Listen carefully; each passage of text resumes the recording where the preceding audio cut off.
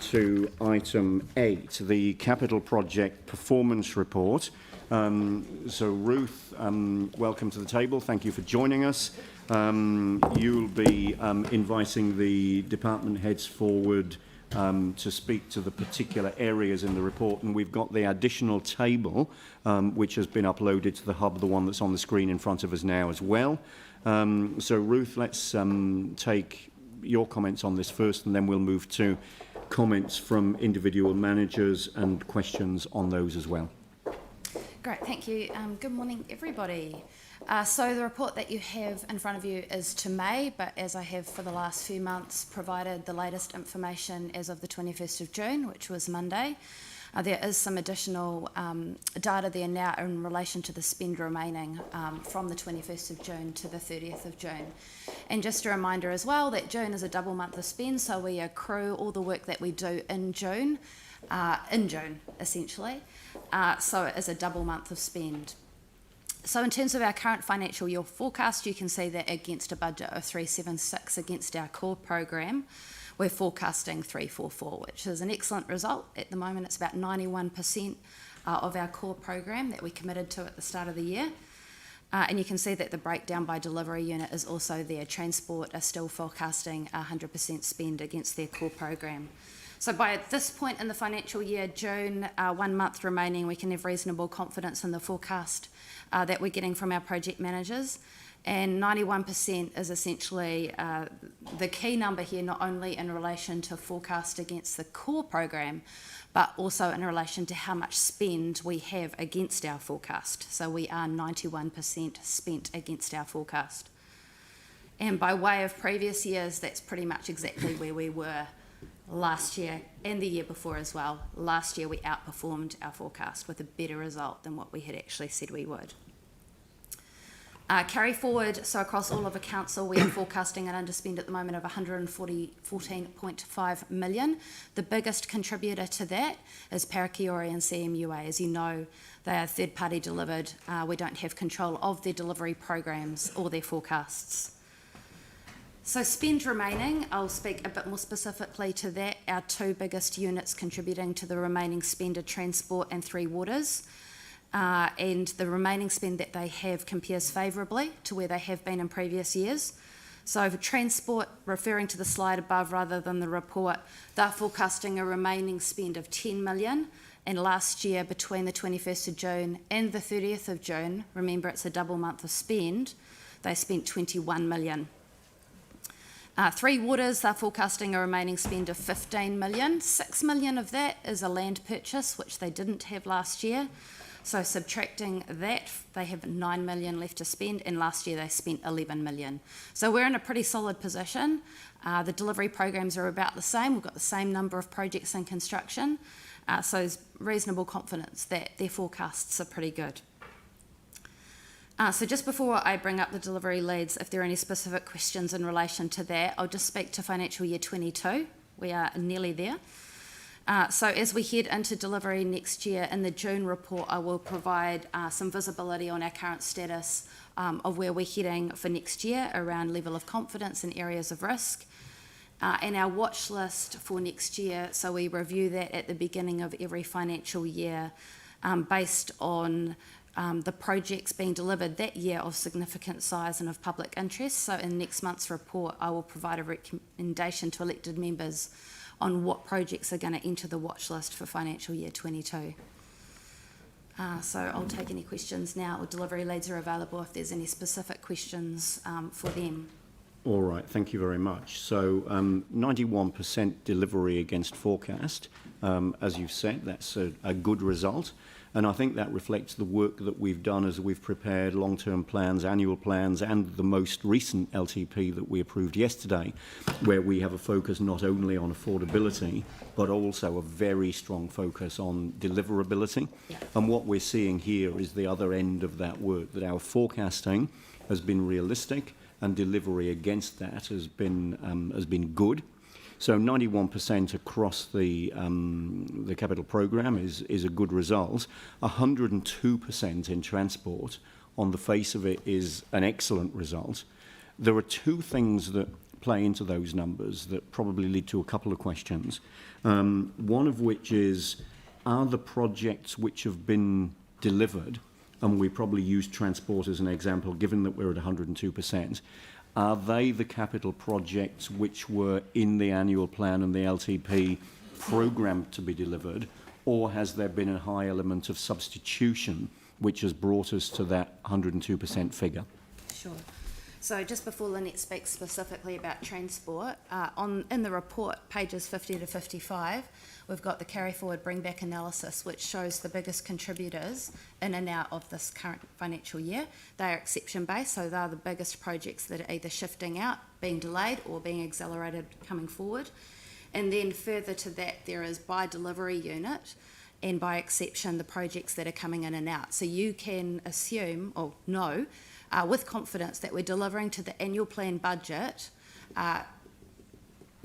except for those particular exceptions that are on those pages between 50 to 52. And at the moment, the breakdown by delivery units has a threshold of $1 million. So where there is a move between financial years, greater or less than $1 million, we're providing the detail of the project. One thing that we could do next month to the end of June is provide in more visual terms what projects have shifted from what you committed to at the beginning of the year. I think that would be really useful because, you know, delivery across the whole programme is one thing to be measuring, and it's right that we do. It's what's happening within those programmes, or what's happening within the whole capital programme. What's coming in, what's coming out, what's moving forward, what's going backwards, that we're interested in. I know Dawn's doing some work in this space and we welcome that, but it is, you know, I think it's important that while we celebrate 102% of delivery spend against budget, we also have a reasonable level of confidence that what's been delivered, the actual projects that have been delivered, are the ones that we anticipated would be delivered in this period, and there hasn't been a high level of movement or substitution. Yeah, I'll provide that next month. Great, thank you. And the more visual, the better. Maybe we can look at that before you do that. And then my second question relates to what we're measuring here is spend against budget. So it's dollars that we're looking at. What we're interested in as well as spend, of course, is delivery of work against the capital programme of work. And spend, of course, can be affected by our ability to deliver a project under budget. So what might look like under delivery could actually be a good thing, which is underspend because we're spending less in these projects than we expected to. To what extent does that come into play here? So that comes into play in terms of projects being green in the report, and then obviously if we're going over budget, they go red, and this is exception based, so we don't provide the detail around the savings on all of the projects. I have spoken to recently in the last couple of months around the savings that we've been able to achieve in Three Waters, essentially on the tenders. That has increased again this month, so we've been able to save 18 million on 48 contracts across Three Waters. But at the moment, that's the level to which we're reporting it. Okay, that's great. Thank you. So moving to other questions. So Jimmy, Yanni, Sam, and then I'll come to this side of the table. Jimmy. Thank you, Chair. First question on page the 64. Regarding to the home center, consider those procure steel tiles. Likely will be delayed. I just want to know the council will procure this one in a leading time. Will it procure a sufficient amount or just part of it to meet those construction of the home center?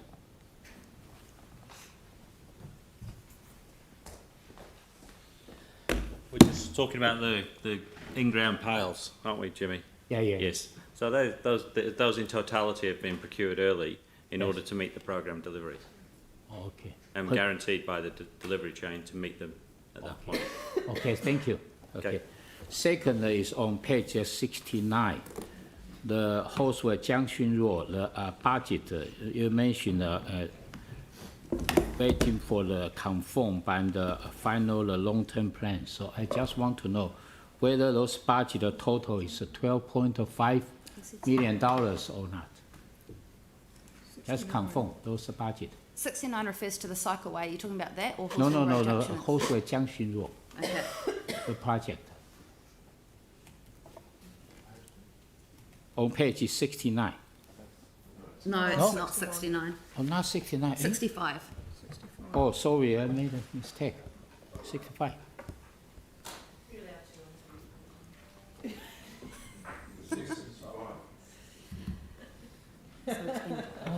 But So the budget 12.5. budgets, so the budget Well, was let's adopted confirm. yesterday. Yeah. So But that's this a report was written, 12.5. this report was written about 3 weeks ago. Yeah, I understand. I just want But to it was confirm those adopted budget, whether it's 12.5 12.5. million. Okay, thank you. That line will That's it. disappear next I month. would like to confirm. Okay, thank you. All right, thank you. Yanni? Thank you. Thank you for the report. Just on page 72, the wastewater Sydenham suction tank replacement. I was just trying to understand a little bit more about that and what the, I mean, obviously we got some money from DIA, but there's kind of comment that that's a fraction of the cost, that the early project estimates did not adequately identify full scope of works, and that there's been a number of peripheral systems and structures on site. So are we going to get a report on that to approve that work? Or, I mean, I presume it's just under staff delegation, but it's quite a significant increase in funding. Let Helen answer. So can I just check with you, the Sydenham suction tank, is that the water supply rather than wastewater? Oh, water supply, sorry. Yeah, water supply. So, as you know, we've got a rolling 5-year program of inspection of our tanks and reservoirs, and that's one of the ones that was identified in that program. And after doing a detailed inspection, there was additional work that was required to be done, and we did some associated electrical upgrades. So that's the reason for the increase in the funding there. So has that, but it hasn't been replaced yet. The work's ongoing, but we can bring you some detail on that as part of the next Three Waters Infrastructure and Environment report if you'd like. Right, and where's the additional budget going to come from? Are there going to be other projects that the money's taken off? We have a program for repairs of reservoirs, so we do an estimate of the project, and if the project is either overspent or underspent, we then go back to the program contingency and fund it through the program. Right, okay. Just the other question I had was in regards to the cycleway, the Tannery to Martindales. This is just on page 67. And I was just wondering if the consent has been approved,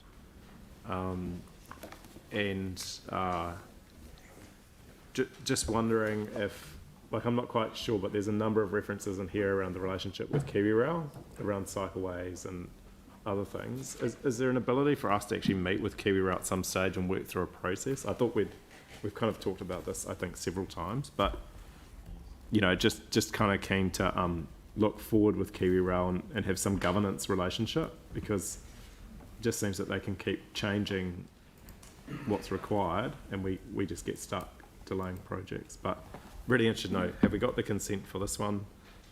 How's it tracking, and do we need to do anything with KiwiRail at a governance level? I can't answer whether the consent's been approved yet. I'll have to come back with the note to Councillor Coker. I'll just come back and let you know.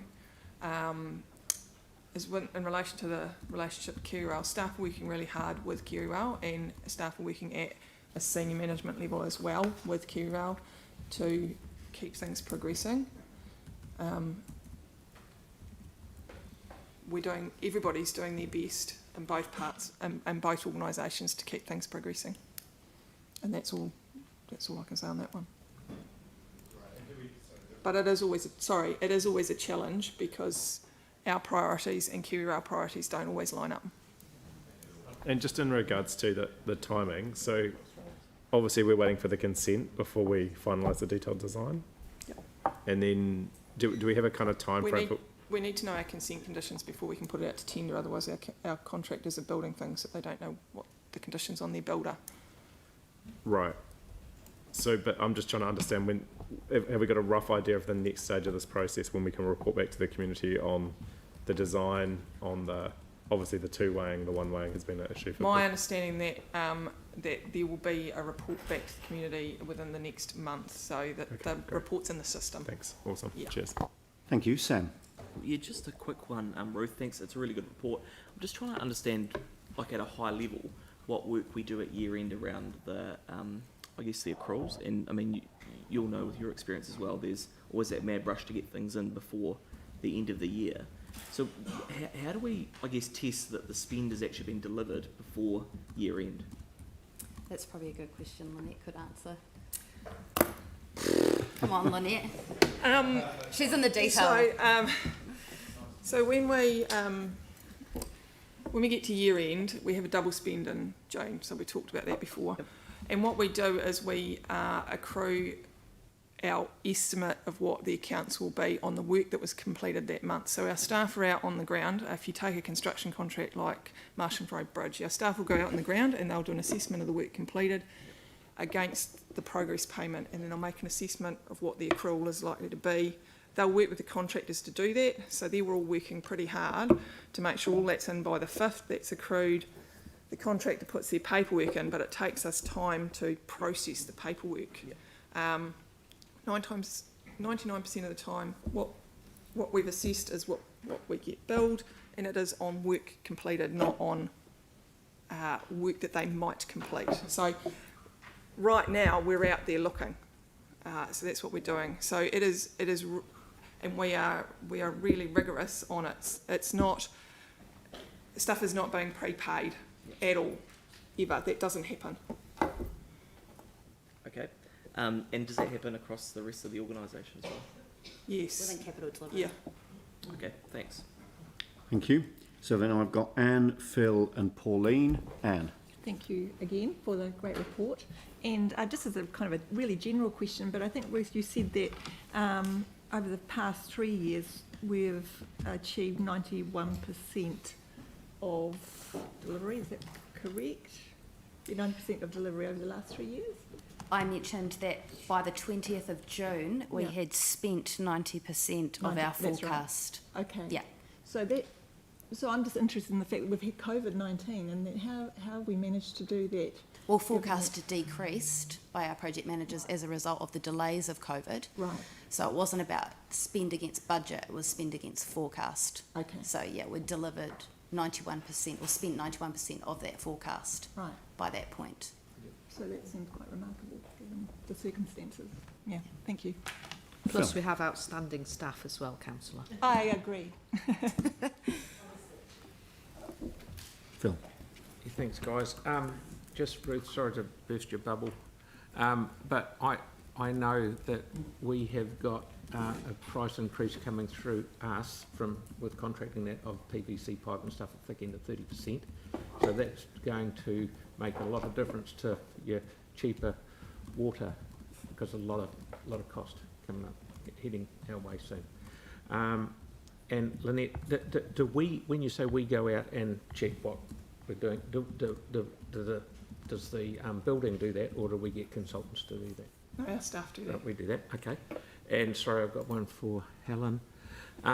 In here, in the program delayed with the smart waters for the graffiti technology, it says the complexity of the solution. Could you just give me a wee Part of it was about the complexity of the number of offers we got for the smart water expression of interest, and then the request for proposal, and knitting together the different suppliers for the different aspects of the smart water network. And so the tender evaluations took much longer than we had anticipated. And we're pleased that we're now in the process of signing up contracts and placing orders. So we are now rolling out the hardware, as it were. Thank you. Pauline. That's very exciting, Helen. It is indeed. Look, my question is actually around the land purchase of Otakakino, and I'm just wondering if that is actually the land surrounding there that's now a farm, and that's impacting on the water quality there, and this is to actually remediate that. Is that what this is? So the land purchase isn't primarily to change the use. The land purchase is to provide sufficient land for us to do our stormwater treatment and flood attenuation works in the upper part of that catchment. The change in use may well also assist in terms of nutrients, but that's not the purpose of the purchase. Okay, well, could I please we could get an update on that? Because I know the Otakai Kino has been a focus on the Christchurch West Melton Zone Committee because it's just beginning to show increased nitrates, and that was one of our cleanest waterways, and I think it's from the surrounding land. So if there's an opportunity there to address that through this, that would be really welcome. Thank you. Thank you. Are there any further questions? All right, so we've got a resolution in front of us to receive the information in the report, in the Capital Project Performance Report, the Watch List Report, the External Funded Report, the Major Cycleways Report and the Project Delivery Complete Report to 20th May, and we've obviously got that additional update on the table that we've just been looking at. So thank you for these reports. Well done on the delivery achievement to date, and we obviously look forward to next time receiving the final figures to close out the year to 30th of June. And thanks to everybody involved this morning for your answers to questions in this meeting as well. So thank you very much indeed. So I'm happy to move the motion that's in front of us. Jimmy Chen will second. Pauline, you'd like to speak to it? Just very quickly, I'd really particularly like to thank Ruth because your reports sitting at the table there, you're so clear, you're a really good communicator, and it's such a pleasure to receive your reports. So I'd just like to acknowledge you. Thank you. Anything additional? So I'll put the motion. All those in favour say aye. Against? That's carried. Thank you.